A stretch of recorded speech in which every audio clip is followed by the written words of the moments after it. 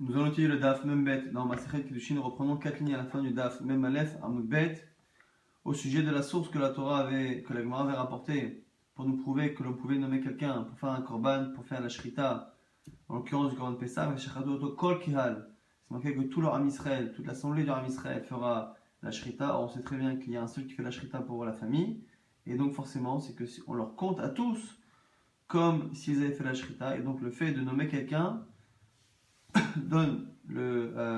fait en sorte que c'est comme si c'était la personne qui avait nommé la personne qui avait fait elle-même la mitzvah. Et la Gemara nous dit que ce passouk-là, ça va selon Rabbi Yoshua et pas selon Rabbi Nathan. Anichala Rabbi Yoshua ben Kocha, ça va selon Rabbi Yoshua ben Kocha. Et là, Rabbi Nathan ne m'applique les Aikra, les Drasha Harina. Mais selon Rabbi Nathan, qui sort de ce verset une autre Drasha. Ce verset, il l'utilise pour autre chose. Menalan, d'où peut-il apprendre cette même halakha? Pourquoi Détania, c'est une Braïta. Il nous dit que Rabbi Nathan disait Minaïn shekol Israël kulan yotzin bepesach echad. D'où sait-on que tout le Ham Israël, dans l'absolu, pourrait être acquitté de la mitzvah avec un seul korban Pesach, même si finalement, selon cet avis-là, on ne pourrait pas imaginer que tout le Ham Israël mange un kazaït, une quantité minimale. Et donc on voit que même si on ne mange pas ces quantités minimales, selon Rabbi Nathan, on a un verset qui nous prouve que tout le Ham Israël peut faire la mitzvah avec un seul korban. Chez nous, comme c'est marqué, Veshachatu oto kol kihal adat Israël ben arbaim. Ils feront la shrita de ce korban, tout le Ham Israël. Alors, en shochet el echad, la même question, il n'y a qu'un seul qui fait la shrita. La mikal shekol Israël yotzim bepesach echad. De là, tu vois que c'est pas pour nous dire que réellement ils vont tous faire la shrita, pour nous dire simplement qu'il se peut qu'ils fassent tous la mitzvah avec le même korban. Et du coup, puisque il a appris autre chose, d'où sait-il apprendre que l'on peut nommer quelqu'un pour faire une mitzvah? Elle me propose d'iminer. Elle me dit peut-être qu'on apprend du même verset, et de ce verset qui nous dit que tout le Ham Israël fera la shrita, on apprend à la fois que tout le Ham Israël peut faire la mitzvah avec un seul korban, et à la fois que plusieurs personnes peuvent nommer un shaliach pour faire la shrita, et sont considérés comme ayant fait la shrita eux-mêmes. Elle m'a dit, Dilma Shahane, peut-être que c'est différent à Tam là-bas, des Hitle Shutafut Begavayu. Là-bas c'est différent, pourquoi? Parce que dans la vie précédente, qui disait que donc on a plusieurs familles qui font le korban Pessah, et on nomme quelqu'un. D'où sait-on que on peut nommer quelqu'un? C'est parce que quand on nomme quelqu'un pour la shrita, on dit qu'ils sont tous à avoir fait la mitzvah de la shrita. Mais celui qui a fait la shrita ne fait peut-être pas partie de ceux qui vont manger avec la famille. Alors que dans le cas de Rabbi Nathan a expliqué que la Torah parle d'un cas où tout le Ham Israël s'acquitte de la mitzvah du korban Pessah avec un seul animal. Si c'est ça, celui qui fait la shrita est forcément quelqu'un qui a une part lui-même dans ce korban. Donc comme il a une part dans ce korban, selon Rabbi Nathan, la Torah peut parler d'un cas où tout le monde fait la mitzvah avec un seul korban. Celui qui fait la shrita, il a une part dans le korban, et donc du coup, peut-être que je peux le nommer pour faire la shrita à ma place, parce que il est aussi associé. Il y a une shoot-foot, mais Gabayou, il a une shoot-foot, il a une part. Il est associé dans la chose. Mais, selon ceux qui pensent que on parle de plusieurs familles, chaque famille qui fait un korban Pessah, lorsque je nomme quelqu'un faire la shrita, il se peut que ce soit un étranger, et d'où je sais que lorsque je nomme un étranger, quelqu'un qui n'est pas lié à ce korban, d'où je sais que sa shrita sera considérée comme étant la mienne, on n'a pas de preuve sur le Rabbi Nathan. Donc, m'a dit la mère, on va l'apprendre d'ailleurs. Ish, c'est les vetavot, c'est la baït. Et ils prendront, donc toujours par rapport au korban Pessah, la Torah nous ordonne de prendre chacun, Ish, chaque homme, c'est les vetavot, c'est donc un agneau par maison patriarcale, c'est la baït, et donc un agneau par maison. Et donc ici, une répétition, c'est les vetavot, c'est la baït. Un agneau pour la maison du père, un agneau pour la maison, donc c'est la même chose, la maison du père et la maison. Dilma Atam, et donc là, c'est la répétition qui nous apprendrait que finalement, on peut nommer quelqu'un. Mais Dilma Atam Nami, Deitle, Shutfut Begavayu, même là-bas, tu n'as pas de preuve. Pourquoi? Parce que, puisqu'on est selon Rabbi Nathan, qui dit que la Torah parle d'une éventualité, apporte une éventualité, où finalement, on a un seul korban pour tout l'Arab Israël, qui nous dit que là-bas aussi, la shlichut ne marche que parce que celui qui fait le korban ou celui qui fait la shrita ou qui va l'acheter, celui qui le prend, qui fait la lekicha ou qui fait la shrita, il est lui-même associé dedans puisqu'il fait partie de tout l'armée Israël. La Gemara dit non, encore répète 2 fois une halakha, la deuxième fois tu la prends pour ce qui t'arrange. Imken très kraé la manière. Pourquoi avoir répété 2 fois que la shirout marche? Une fois en disant le shachatoto kol kehal, et une seconde fois en disant les vetavot, c'est la baït. Pourquoi 2 fois? Si la deuxième fois, ça ne sert pas au sujet qui le concerne, tenez ou enseigne-le. Ça fait partie des manières que l'on a de déduire la Torah lorsqu'on a une halakha qui est dite à un endroit où on n'a pas de nécessité et qui est répétée une seconde fois. On se dit que puisqu'elle ne peut pas être nécessaire pour le sujet qu'elle a l'air de décrire, puisqu'on le sait déjà, forcément que c'est pour dire cette même idée, cette même halakha, mais ailleurs. Si ça ne peut pas concerner le sujet que ça a l'air de concerner, eh ben ça va parler d'autre chose. Maintenant, la Gemara nous dit, mais attends, ça aussi j'en ai besoin pour ailleurs. Il est lire des Rabbi Yitzhak, j'en ai besoin pour apprendre la halakha de Rabbi Yitzhak, d'abord Rabbi Yitzhak, Ish zoché, vela katan zoché. Donc Ish c'est les vetavot, c'est la baït. On apprend qu'un homme peut donner une part, fixer les parts du Korban Pessah pour les autres, mais pas un katan, pas un mineur. Elle m'a dit, Haou, mais Ish, les fiochlot tachosu alasé, c'est marqué dans un autre verset, ça on l'apprend de Ish qui est marqué dans un autre verset, donc on a le Ish chez nous. Ish, c'est les vetavot, c'est la baït. Et ce qu'apprend Rabbi Yitzhak, il apprend de l'autre Ish. Ish, les fiochlot tachosu, Ish, un homme et pas un enfant. On m'a dit, active, il y a encore autre chose. On a aussi notre halakha qu'on doit apprendre. C'est qu'on peut faire la shrita du Korban Pessah. Pour une seule personne, normalement, c'est marqué qu'on le mangera pour une maison, pour un groupe. Et on peut apprendre aussi qu'une seule personne, on peut faire la shrita pour une seule personne qui consomme un Korban Pessah tout seul. Et du coup, j'aurais besoin du mot ish. On m'a dit, ça va là. Kema de Amar et Shochati, ta Pessah ala yachid. Rabbi Yotan ne pense pas qu'on puisse faire la shrita pour un yachid. Donc, du coup, au final, d'où sait-on qu'on peut faire la shrita pour plusieurs personnes et que celui qui est nommé donne la possibilité à ceux qui l'ont nommé de faire la mitzvah par son intermédiaire?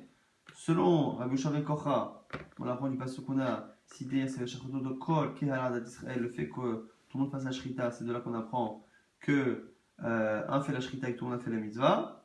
Et on a, selon Rabbi Yonatan, cet autre verset, Ish c'est les vetavot, c'est la baït, puisque il y a le mot ici, Ish c'est les vetavot qui est en trop. Par ailleurs, on apprend Ish pour dire que c'est un grand et pas un petit, mais là ici on apprend au passage, la répétition Ish c'est les vetavot, c'est la baït, on apprend que on peut faire une shlichut, et donc on apprend au passage la shlichut pour les kodashim.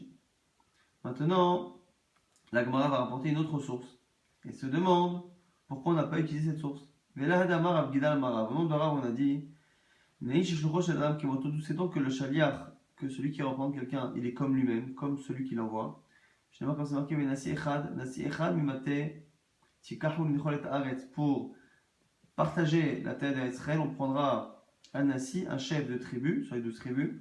Nasi Echad, un prince, Mimate de chaque tribu. Tikahu Nicholet Aretz, vous prendrez pour partager et faire hériter la terre. Et le fait d'avoir encore une fois Nasi Echad, comme c'est le Betavot, c'est la Baït, c'est de là-bas qu'on apprend que finalement le Nasi est capable de faire hériter, de faire acquérir la terre pour tous ceux qui le représentent. Pourquoi on n'apprend pas la shlichut de là-bas?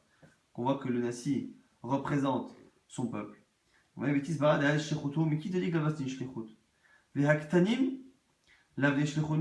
Là-bas, lorsque chaque Nasi de chaque tribu a fait acquérir la terre à tout le monde, il a fait acquérir même aux enfants. Or, les enfants ne peuvent pas nommer un shaliach, donc il n'est pas shaliach. Et là, qui a des Rava Baravuna, c'est selon l'avis de Ravuna, qui dit quoi? Damarava Baravuna, Amar Gida Amaravun de Rav, d'où c'est donc qu'on peut faire acquérir quelque chose à quelqu'un en son absence, tant que c'est positif.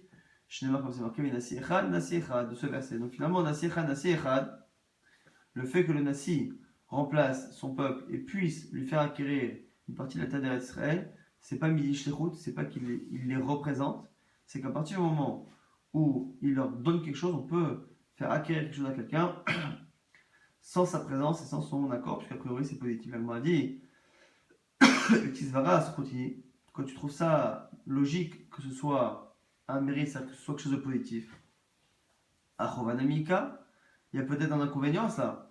Des cas de nichale be'av, le nichale be'bikra, des gens qui préfèrent les montagnes que les plaines. Des cas de nichale be'bikra, le nichale be'av, il y en a qui préfèrent les plaines aux montagnes. Donc la terre d'Israël, chacun doit avoir sa part. Maintenant, lui, c'est lui qui a décidé qu'il prenait quoi.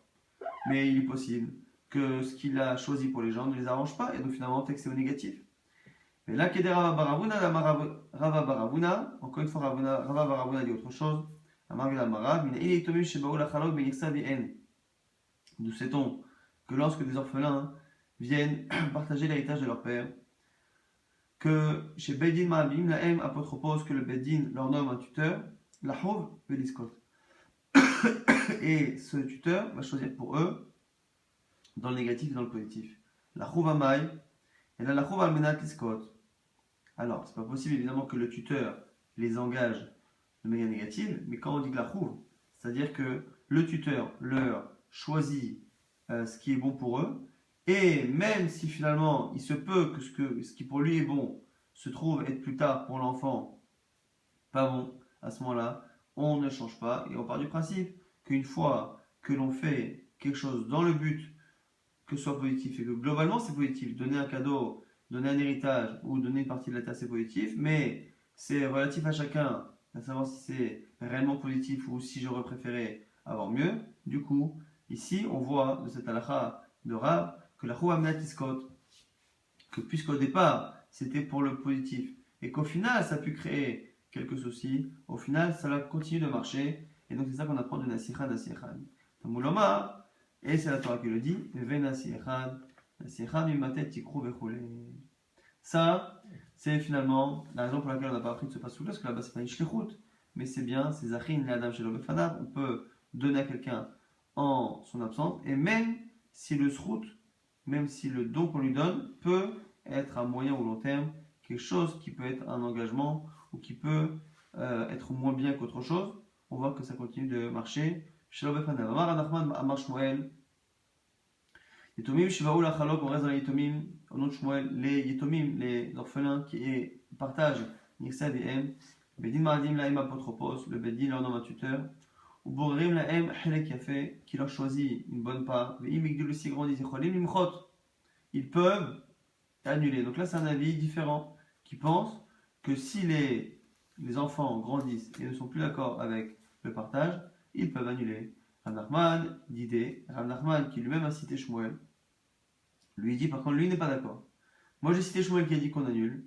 Et moi je dis que s'ils grandissent, ils ne peuvent pas revenir sur le partage. Pourquoi Dimken? Car sinon, Ma Koach Bedin Yafé, tu ne laisses aucune force juridique au Bedin si finalement on peut revenir sur leur décision ou la décision qui a été prise par le tuteur qu'ils ont nommé eux-mêmes.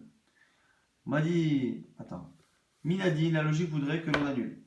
Puisque, a priori, on a fait ça pour les enfants, et que le tuteur n'est là que pour faire ce qu'il pense être bien pour les enfants. Si les enfants ne sont pas d'accord, c'est que ça ne marche pas.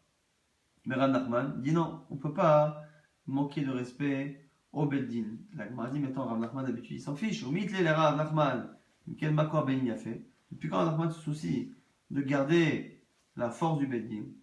Pourtant, Gatna, c'est Mishnah, Shuma Dayanim, lorsque les Dayanim, les juges, ont jaugé la valeur de quelque chose pour payer et pour rembourser quelque chose par exemple, chez Pichatou Shtut, et ils se sont trompés, ils ont diminué la valeur de Shtut qui est un sixième. Oh, ils tirent au Shtut, oh, ils ont rajouté un sixième de la valeur. Mecharan Batel. La vente est annulée. Ahmed Shimon Melomer, Michal Kayam, et Rashbag il dit que ça marche. Pourquoi? Parce que Imken, sinon, Makwah Bedin y a fait. Quelle est la force du Bedin? Donc on a une marloquette, la même marloquette sur un autre din. Décision du Bedin qui s'avère être fausse. Ils ont mal jugé une valeur d'un sixième de plus, un sixième de moins. On voit que sur le Chachamim, on annule. Et c'est Rashbag qui fait attention au Koach Chachamim. Et là-dessus, Amar Ravuna, Machine la Maran Nachman, c'est Rav Nachman qui dit, Alcha qui dirait Chachamim. Alcha comme Chachamim, qu'on ne tient pas compte du Koach Bedin. Donc du coup, on a une contradiction. Rav Nachman par ailleurs, qui tient compte Chachamim, que lorsqu'il se trompe, on a une tour qu'on ne tient pas compte du Kavod et du Koach Chachamim. Et chez nous, Rav Nachman qui dit que lorsque le tuteur a pris une décision à la demande du Beddin et que les enfants ne s'avèrent plus tard ne pas être heureux de cette décision, selon Rav Nachman, on ne peut pas faire annuler parce qu'on enlève le corps du Beddin. L'Agma dit Lokashia, il n'y a pas de contradiction entre ces deux halachot de Rav Nachman. Hadetaru, hadelotaru. Dans un cas, le Beddin s'est trompé, dans l'autre cas, ils ne se sont pas trompés. Donc on est en train de dire que finalement, lorsque les enfants grandissent, dans le cas où Rav Nachman a dit qu'on annule, ils se sont trompés. On a dit plus d'un sixième ou moins, enfin plus d'un sixième de moins ou plus d'un sixième de plus que la valeur réelle. Donc là-bas c'est une erreur. Donc là-bas on a dit comme c'est une erreur, les chachamim, on ne tient pas compte, on annule. Là chez nous, lorsque le tuteur a choisi, a départagé et que les enfants ne sont pas contents, c'est pas parce qu'il y a une erreur. S'il n'y a pas eu d'erreur, de quoi se plaignent les enfants? Elle va dire ils ne sont pas d'accord avec les rouchot, avec les directions, c'est-à-dire que l'on a plusieurs terrains et l'apôtre Boss a dit voilà, toi tu prends le terrain à l'est, l'autre tu prends le terrain à l'ouest, sud, nord, ainsi de suite, et ils ne sont pas d'accord d'avoir pris ce terrain qui est à gauche, à droite, au nord, au sud. C'est ça qui les dérange, mais pas, ils ne sont pas en train d'argumenter qu'il y a une erreur dans le calcul de la superficie ou de la valeur divisée de l'héritage. Amar Rav Nachman toujours. Lorsque des frères partagent, si des frères adultes partagent un héritage, c'est comme des lakuchot. C'est comme un achat. Et donc, il peut y avoir parfois erreur, et en fonction de l'erreur, on annule. Parot mishtut, nikne mikar. Si on s'est trompé dans l'estimation de moins d'un sixième, on estime que c'est comme dans une vente. Si c'est moins d'un sixième, on n'annule pas. Là, pareil, dans l'estimation de la valeur des biens, on s'est trompé d'un sixième, ce qui fait que dans le partage, j'ai eu une perte de moins d'un sixième. À ce moment-là, il n'y a pas de problème. Il y a terre à shtut plus qu'un sixième, batel mekar, on annule. Shtut, si c'est un sixième pile, kana ou mahazir, on a l'acquisition est faite, mais il faut rendre la valeur.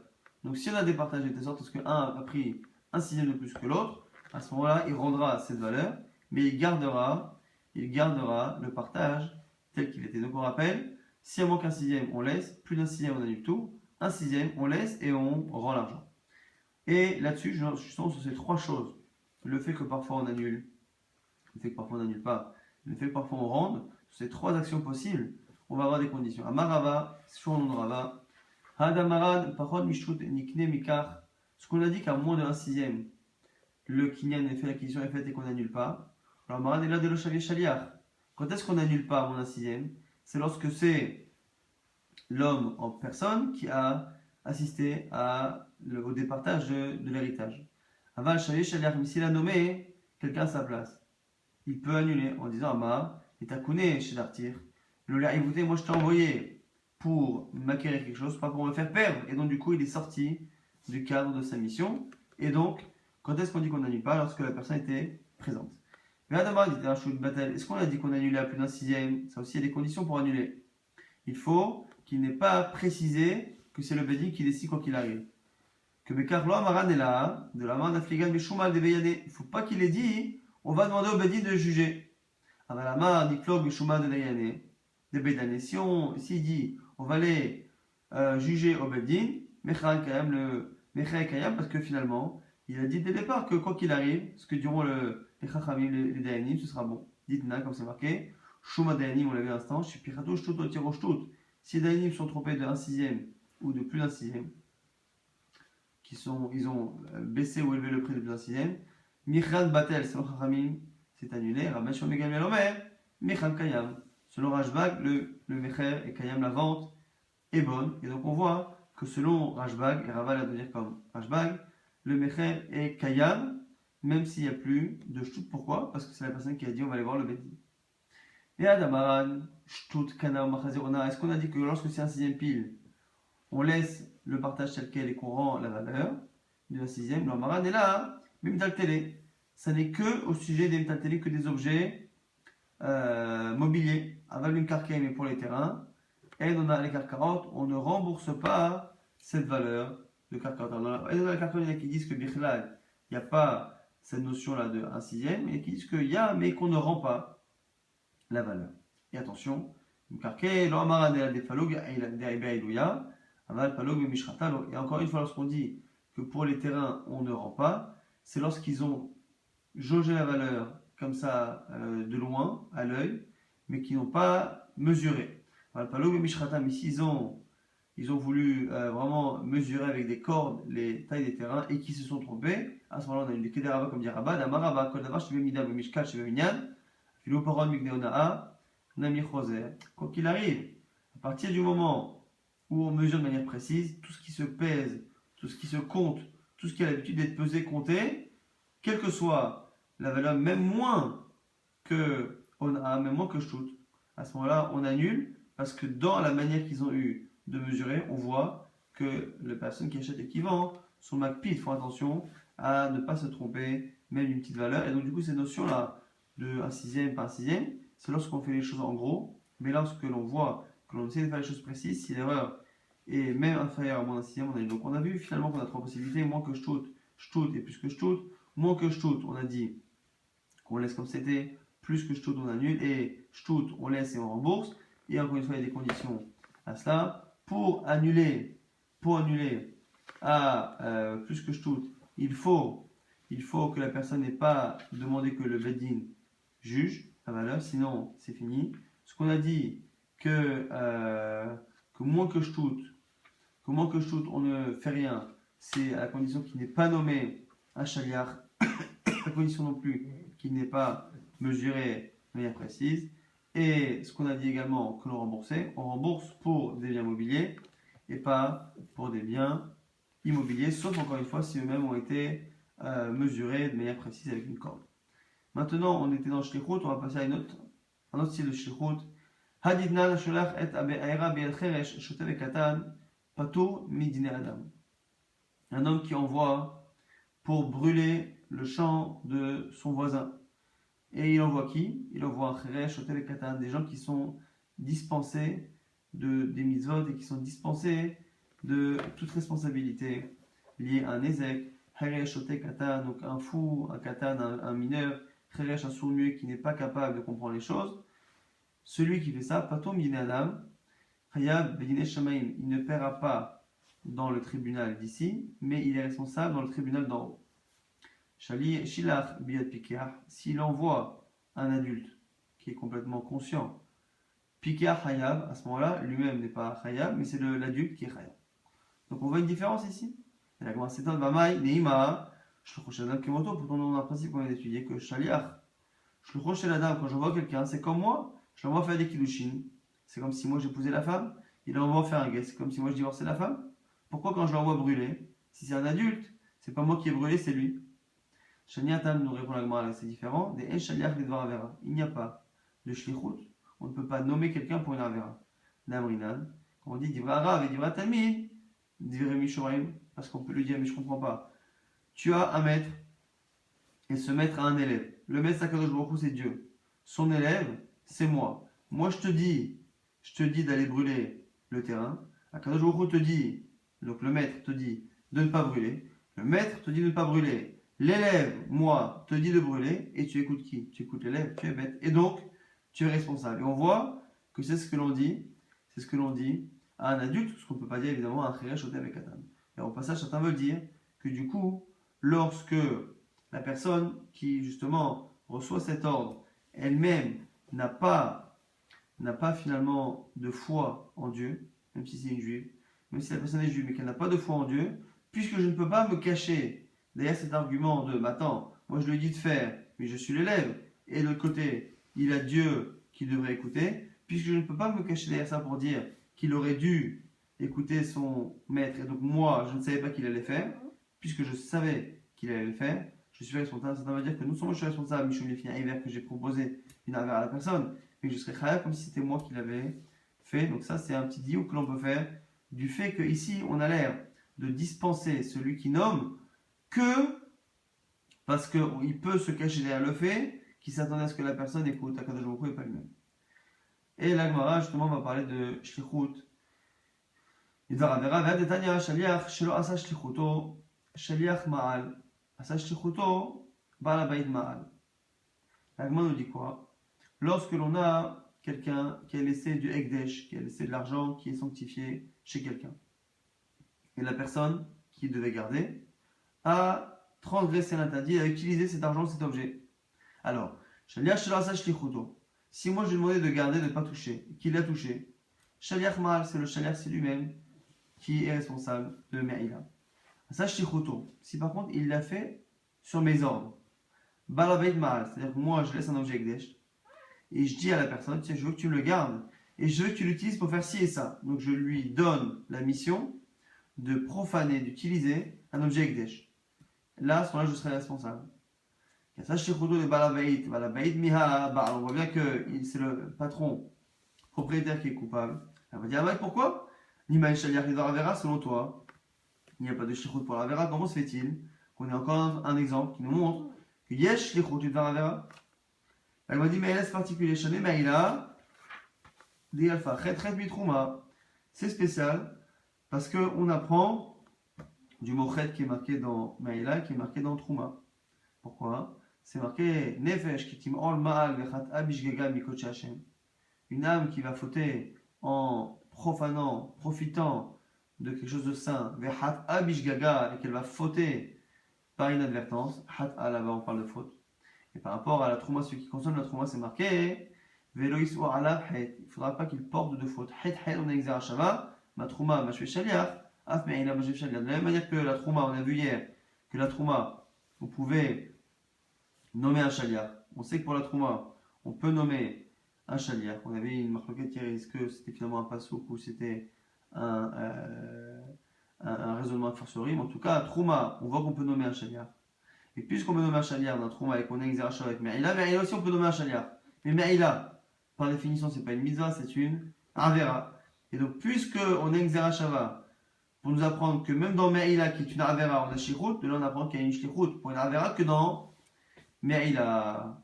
Donc Me'ila c'est spécial. Comment il y avait une Attends, ici dans Me'ila c'est comme ça. Pourquoi tu ne ferais pas un limoud pour tout le reste? Même nous, de la même manière que ça marche comme ça dans Me'ila, peut-être qu'on l'apprend pour ailleurs. La Gemara nous donne un raisonnement qu'on a vu récemment. Mishum d'ave Me'ila v'shlichutian, shektovim abaim ke'echad. Parce qu'il y a deux halachot similaires, Me'ila et shlichutian qu'on va voir tout de suite, qui sont deux halachot qui disent la même chose. Et comme ce sont deux halachot qui disent la même chose, ça nous apprend quoi? Koshnikmi abaim ke'echad. On n'apprend pas de deux halachot qui sont répétés. Lorsqu'on a une halakha qui est marquée à une seule reprise, on peut dire que c'est pour nous apprendre un principe. Lorsque c'est marqué deux fois, ça nous apprend que ce n'est pas une règle, mais que ce sont deux exceptions justement à une règle qui est exactement l'inverse de ce que cette halakha veut nous dire. Mais il a hadamaran, mais il a, on sait ce qu'on a dit. On apprend que Me'ila, celui qui dit à quelqu'un, prends cet objet qui est Ekdesh et fais ci, fais ça avec, je le nomme pour profaner l'objet, je suis responsable. Maintenant, shlichutian. Shlichutian, c'est quoi? Maïhi, Netanya, c'est une braïta. C'est une braïta. C'est marqué justement au sujet, je veux dire le verset d'abord qui parle de cela. C'est lorsque quelqu'un est nommé gardien d'un objet et que l'objet finalement disparaît. On dit quoi? On l'amène vers le juge et on lui demande de jurer qu'il n'a pas lancé sa main, qu'il n'a pas poser la main sur l'objet qu'il a gardé, qu'il devait garder sans l'utiliser. Et il doit jurer. Et c'est marqué après, Akol Devar Pesha, sur n'importe quelle faute, Devar Pesha. Alors ici, il y a le mot Devar qui est en trop. On ne dit pas Akol Pesha, on dit Akol Devar Pesha. Pourquoi Devar? On a ici le marquement de Béchari Betilel. Beit Shamayomrim, Lechayev la Marshava. Pourquoi Davar? Davar pour dire que même s'il a pensé quelque chose, à la fin particulière de Beit Shammai, selon Beit Shammai, si un homme possède un objet, enfin reçoit un objet à garder, il le garde, et dans sa tête il se dit, l'autre lui dit, tu le gardes, tu ne le touches pas, lui se dit, dans une semaine, j'en aurai besoin, dans une semaine je vais l'utiliser. Donc il prévoit dans sa tête de transgresser l'interdit. Et au final, l'objet est volé, ou l'objet est abîmé, et c'est pas de sa faute. On lui compte sa marcha, sa pensée, comme s'il avait fait. D'où l'apprend du mot davar, c'est particulier ici dans Beit Shammai. Ou Beit Hillel disent, il faut qu'il envoie sa main, il faut qu'il porte la main sur l'objet. Chez Nema, comme c'est marqué, Imlo Shalach Yado, s'il n'a pas envoyé la main. Et du coup, la Gemara va continuer la Marloquette Beit Hillel, Beit Shammai, un mot Beit Shammai et Beit Hillel, Beit Shammai disait Beit Hillel. Alors on démarre à code Devar Pesha, que fais-tu du mot Devar qui est marqué? Alcool devar pécha, sur toute chose de pécha, toute chose de faute. Pourquoi toute chose de faute? C'est que non seulement s'il fait, mais même s'il pense. Beth-Hillel leur répond, le Bet-Shammai, tu vois bien que lorsqu'on le fait jurer, on lui demande s'il n'a pas levé la main sur l'objet, s'il n'a pas envoyé sa main sur l'objet. Donc tu vois bien que c'est nécessairement lorsqu'il a fait quelque chose avec sa main. Bon, Bet-Shammai, le Bet-Hillel, Bet-Shammai, le Bet-Hillel, il me calcule devoir pécher la manière. Explique-moi pourquoi il y a marqué devoir pécher, col devoir pécher. Alors répond à ce moment-là, Bet-Hillel, Shechol Eni là, je peux penser qu'il n'y a que lui qui peut transgresser.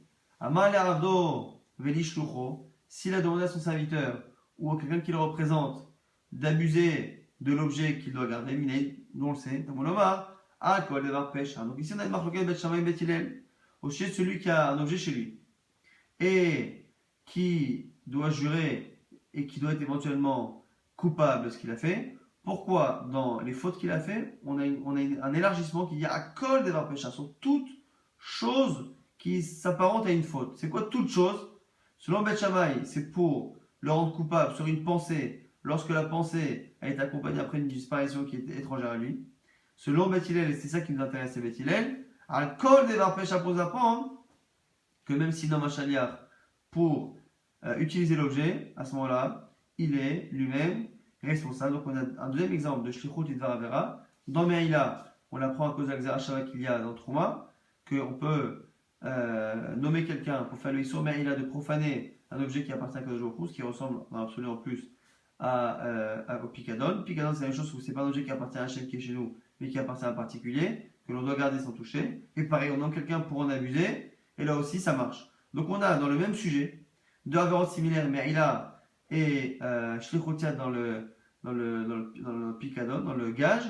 On a Shlichutiat et Me'ila, qui sont deux avérotes similaires que l'on répète pour nous dire qu'il y a Shlichut Idvar Avera, de l'on apprend que par ailleurs il n'y a pas Shlichut Idvar Avera, et donc on continue de penser ce qu'on a dit que En Shaliach Idvar Avera, sauf encore une fois dans Me'ila et dans Shlichutiat de Picadon.